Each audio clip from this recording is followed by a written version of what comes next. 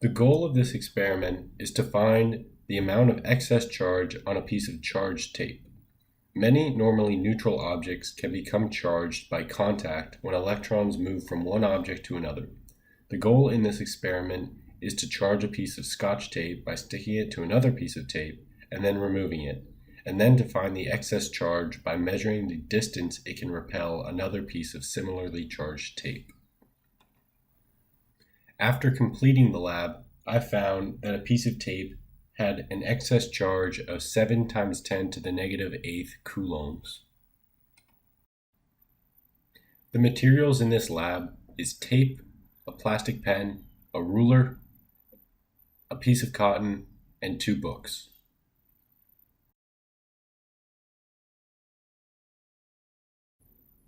Before completing this lab, I expected 2 pieces of similarly charged tape to repel each other, since I expected they would have the same charge, and I expected a piece of charged tape to not react at all with a neutrally charged object, and I expected the charge of the tape to be positive.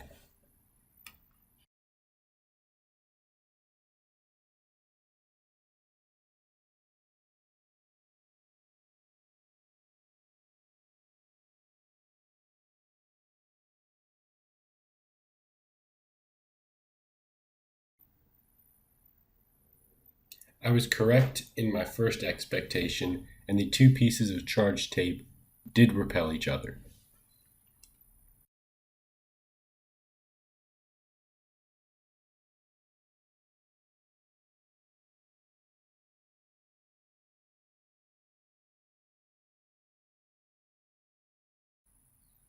I also found that the tape was slightly attractive to the negatively charged pen, confirming my expectation that the tape was positively charged. However, when I tested the tape against a neutrally charged object, it also slightly attracted to it. So my expectation that the tape would not react at all with a neutrally charged object was incorrect. I set up the experiment by laying a piece of charged tape on top of 2 standing books and then holding another piece of charged tape perpendicularly under the piece of tape so that the force of the electric field would counteract the force of gravity and push the tape up. In the end, the final displacement I calculated was 5 centimeters, or 0.05 meters. This experiment required that I make 2 simplifying assumptions. The first is that both pieces of tape are equal charge, and the second is to treat the tape as a point charge.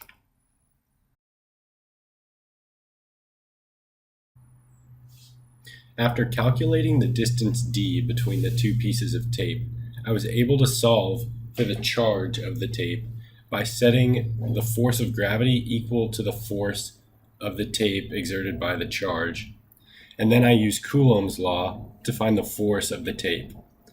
I was able to isolate Q and eventually found it to equal 7 times 10 to the negative 8th coulombs. This code runs through the previously explained calculations.